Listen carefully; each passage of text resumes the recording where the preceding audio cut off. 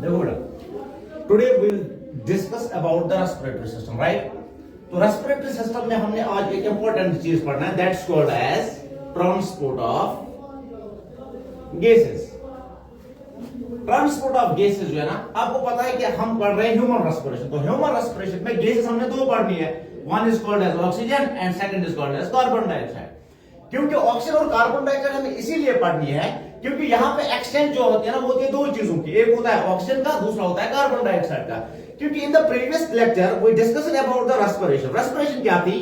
Respiration था बेटा exchange of oxygen and carbon dioxide, exchange of oxygen and between the environment and the cells, between the environment and that is why we will discuss about the transportation of oxygen and carbon dioxide. But first of all we will discuss about the transportation of oxygen. Transport of oxygen जो है ना, transport का मतलब क्या है? Transport का मतलब है चीज, किसी भी चीज को एक जगह से दूसरी जगह ले जाना। सीधी सी बात है ना, ट्रांसपोर्ट का मतलब है किसी भी चीज को एक जगह से कहां ले जाना, दूसरी जगह ले जाना। सपोज हमने बेटा इनहेल किया, या जिसको हम इंस्पायर भी कहते हैं, which is called as inspire also। जो ही हमने इनहेल किया, इनहेल के दौरान क्या हुआ, रेस्पिरेटरी सिस्टम के थ्रू, जिसमें दो जोन आते हैं, one is called as conducting zone and second is called as respiratory zone. तो जो ही बेटा हमने इनहेल किया, ये ऑक्सीजन जो है ना, ये सीधी पहुंची बेटा अल्वियोलाई में। कहां पहुंची? अल्वियोलाई में। कैसे पहुंची? हमने इससे पहले भी डिस्कस किया था about partial pressure. Partial pressure अगर हम देखेंगे ना, एटमॉस्फेयर में पार्शियल प्रेशर जो था ऑफ ऑक्सीजन वो था 159 mmHg। तो लेकिन अल्वियोलाई में पार्शियल प्रेशर ऑफ ऑक्सीजन जो था ना, वो था बेटा 104 mmHg, राइट। अब क्या हुआ, अब ये ऑक्सीजन आया अल्वियोलाई में, हमारे पास इस टाइम प्रेजेंट कहां पे है? अल्वियोलाई में। नीचे से हमारे पास ब्लड कैपिलरी है, इस ब्लड कैपिलरी में प्रेजेंट है डीऑक्सीजनेटेड ब्लड। वेरी गुड, क्या प्रेजेंट है? Deoxygenated blood. ये डीऑक्सीजनेटेड ब्लड जो है, इसका क्या मतलब है? इसका ये मतलब है कि इसमें ऑक्सीजन की कंसंट्रेशन कम है और कार्बन डाइऑक्साइड की कंसंट्रेशन क्या है? ज्यादा है। तो दैट मींस ये डीऑक्सीजनेटेड ब्लड जो है ना, it is higher concentration of oxy carbon dioxide and less concentrated for oxygen, right. अब क्या होगा, अल्वियोलाई में कार्बन डाइऑक्साइड की कंसंट्रेशन कम है, लेकिन डीऑक्सीजनेटेड ब्लड में कार्बन डाइऑक्साइड की कंसंट्रेशन क्या है? ज्यादा। तो यहां पे क्या होगा बेटा, आपने पढ़ा है एक वर्ड डिफ्यूजन, पढ़ा है ना। डिफ्यूजन का मतलब क्या है? जब गैसेस ट्रांसफर होते हैं from higher concentration to the lower concentration. और इससे पहले भी मैंने आपको बोला है, दिस अल्वियोलाई जो है ना, it is made up of squamous epithelial cells. Squamous epithelial cells, तो यहां पे हम लिखेंगे squamous epithelial cells. Very good, squamous epithelial cells. इसी तरह ये कैपिलरी जो है, it is also made up of squamous epithelial, और simply we can call them as endothelial cells. Endothelial cells, endothelial cells, right. अब क्या है, अब यहां से उठा carbon dioxide from higher concentration to lower concentration. जब बेटा यहां से यहां कार्बन डाइऑक्साइड गया ना, यहां से आएगा ऑक्सीजन। यहां से क्या आएगा? ऑक्सीजन आएगा from alveoli to blood capillary, carbon dioxide जाएगा from blood capillary to alveoli. Clear? क्यों? क्योंकि यहां पे ऑक्सीजन की कंसंट्रेशन ज्यादा है। यहां पे ऑक्सीजन की कंसंट्रेशन क्या है? तो ऑक्सीजन जाएगा from higher concentration to lower concentration. Carbon dioxide की यहां पे ज्यादा है, तो कार्बन डाइऑक्साइड जाएगा from higher concentration to lower concentration. बात समझ आ रही? इसके बाद अब हमने देखना है, अब ये ऑक्सीजन सपोज यहां पे पहुंचा, अब इस ऑक्सीजन को पहले जाना है हार्ट में। कहां जाना है? हार्ट में जो ये जाएगा, हार्ट से जाएगा टिश्यूज के पास। हार्ट से किसके पास जाएगा? क्योंकि आपको पता है कि हमारी बॉडी की हर एक सेल जो है ना, उसको किसकी जरूरत है? ऑक्सीजन की जरूरत है। कार्बन डाइऑक्साइड हमारे पास एक वेस्ट प्रोडक्ट है, उसको हमें एक्सेल करना है। ऑक्सीजन हमारे पास क्या हमारे लिए जरूरी है, हमारी बॉडी के लिए, तो वो टिश्यूज के पास पहुंचना चाहिए। अब कैसे पहुंचेगा वो एक क्वेश्चन है। हमें पता है कि हमारी बॉडी में जो भी कोई चीज ट्रांसपोर्ट होती है ना, वो ट्रांसपोर्ट होती है bye the help of blood, है ना। बाय द हेल्प ऑफ कैसे? ब्लड। लेकिन ब्लड में क्या ऐसी चीज है जिसकी वजह से ऑक्सीजन जो है ना, वो ट्रांसपोर्ट होता है? ब्लड में हमें दो चीजें मिलेंगी, one is called as haemoglobin, one is called as hemoglobin and second is called as plasma. One is called as hemoglobin and second is called as plasma. अगर हम बेटा हीमोग्लोबिन की बात करेंगे ना, 97% of oxygen is transported by haemoglobin. ये important याद रखना, क्या? 97% of oxygen is transported by haemoglobin. Rest of the 3% जो है ना that is transported by the help of plasma, that's due to the presence of plasma. तो हम यहां पे लिखेंगे 3% of oxygen is transported by plasma, transported by plasma, ठीक है ना बेटा। तो 97% किससे? हीमोग्लोबिन से। 3% किससे? प्लाज्मा। प्लाज्मा क्या है? It's the liquid part, it is that जो अगर कहीं पे लगते हैं ना वहां से ब्लड निकलता है। ब्लड किस फॉर्म में निकलता है? लिक्विड फॉर्म में। तो that means there is the presence of plasma, there is the presence of. If we study about the haemoglobin, haemoglobin जो ना it is the formation of two words, formation of haemoglobin, haemoglobin. Haem जो है ना is the ironish part, ये iron वाला part है। कौन सा पार्ट है? और ग्लोबिन जो है ना दैट इज प्रोटीन पार्ट। तो हमने क्या पढ़ा यहाँ पे कि हीमोग्लोबिन जो है ना ये दो पार्ट्स का बना है, आयरन वाले पार्ट का, प्रोटीन वाले पार्ट का। आयरन वाले पार्ट को हमने हीम कहा, वेरी गुड, क्या कहा? और प्रोटीन वाले पार्ट को हमने कहा बेटा ग्लोबिन, क्या कहा? इसीलिए इसका पूरा नाम जो है ना दैट इज बेटा haemoglobin, that's called as haemo. अगर हम हीमोग्लोबिन की बात करेंगे ना, it is made up of 4 chains, it is made up of 4 chains, जिसमें बेटा 2 अल्फा चेन्स है और 2 इसमें बेटा बीटा चेन्स है। तो दैट मींस ये जो हीमोग्लोबिन है ना it is made up of 4 chains, 2 alpha 2 beta. लेकिन ये सबसे इंपॉर्टेंट पॉइंट एक याद रखना, एक होती है बेटा फीटल स्टेज, एक क्या होती है फीटल, दूसरा होती है एडल्ट। दूसरा क्या होता है? एडल्ट में हीमोग्लोबिन के कितने चेन्स है? 4, 2 अल्फा 2 बीटा। लेकिन फीटल स्टेज में भी 4 है, लेकिन उसके पास है 2 अल्फा 2 गामा, 2 अल्फा 2, उसमें गामा क्यों है? ये बात इंपॉर्टेंट याद रखना, क्योंकि फीटल स्टेज में बच्चे को ऑक्सीजन मिलता है मदर से। कहां से मिलता है? ऑक्सीजन मिलता है कहां से? ताकि ये बच्चा ज्यादा से ज्यादा ऑक्सीजन क्या करे? ग्रैब करे। कहां से ग्रैब करे? मदर से। कहां से ग्रैब करे? इसीलिए इसके पास गामा चेन है। क्या है? गामा में इंपॉर्टेंट फीचर यह है कि ज्यादा से ज्यादा ऑक्सीजन को क्या करता है? ग्रैब करता है। Clear?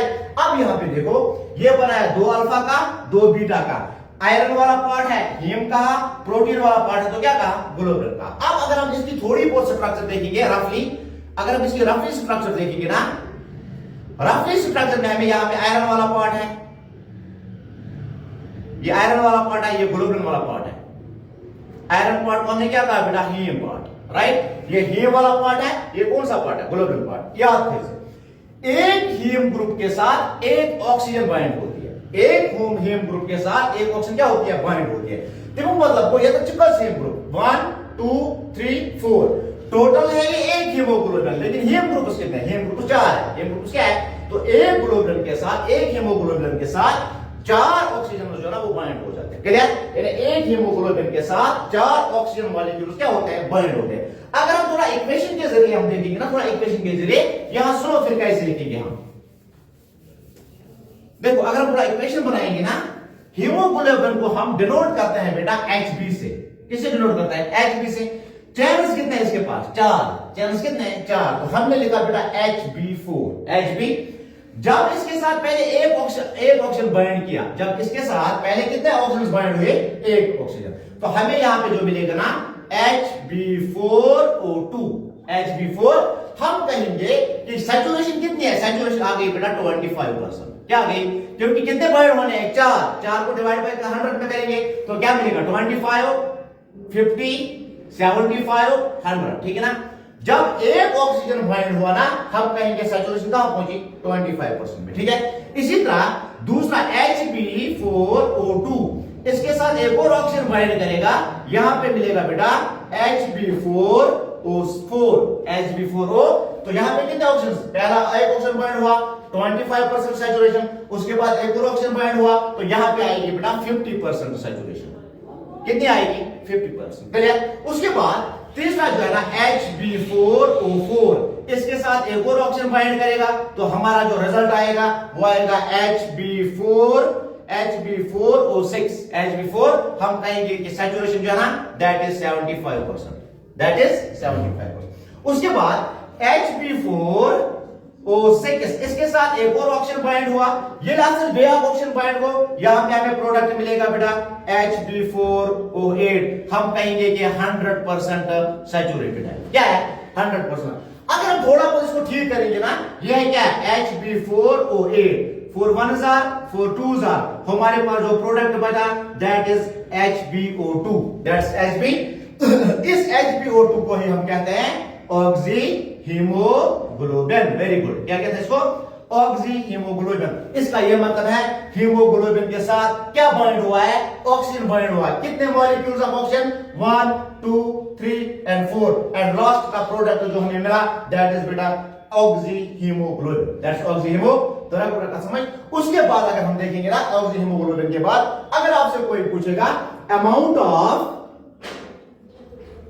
Haemoglobin, amount of hemoglobin कितना होता है? It is 14 to 16 gram per 100 ml of blood। ये इंपॉर्टेंट याद रखना है क्या कि 14 to 16 ग्राम प्रेजेंट होते हैं हीमोग्लोबिन के पर 100 ml of blood, 100 ml of।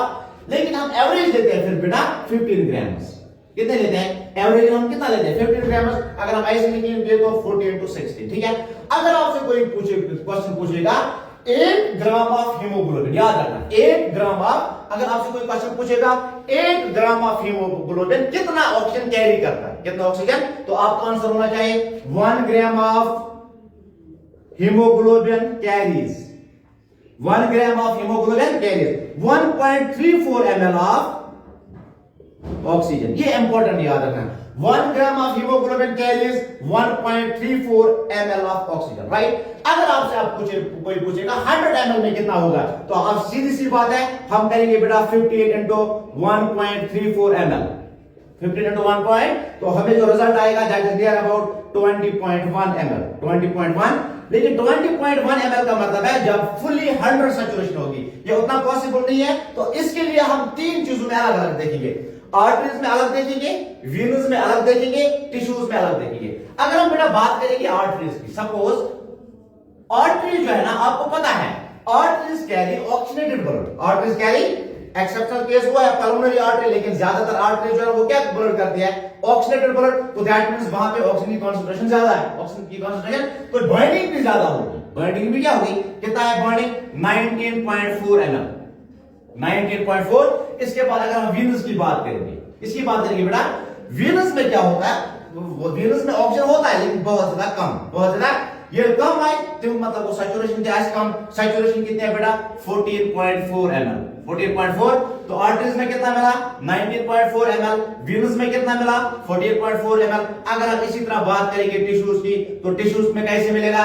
19.4 ml minus करेंगे 14.4 ml, तो जो रिजल्ट आएगा that is called as 5 ml। That's called as. तो ना पूरा बात समझ। तो यहां पे फिर से ध्यान दो, हीमोग्लोबिन की कंसंट्रेशन जो है ना दैट इज 14 to 16 ग्राम पर 100 ml ऑफ ब्लड। 1 ग्राम जो है ना वो कितना कैरी करता है? 1.34 ml ऑफ ऑक्सीजन। अगर हम पूरे बॉडी में देखेंगे ना तो 15 into 1.34 ml हमें रिजल्ट आएगा 20.1 ml। लेकिन अगर हम अलग अलग देखेंगे, आर्टरीज का अलग, वीनस का अलग, टिश्यूज का अलग। आर्टरीज में 19.4, वीनस में 14.4 और टिश्यूज में 19.4 को माइनस करेंगे 14.4, वहां पे जो रिजल्ट बचा that's called as 5 ml। That's called as 5 ml। आई बात समझ?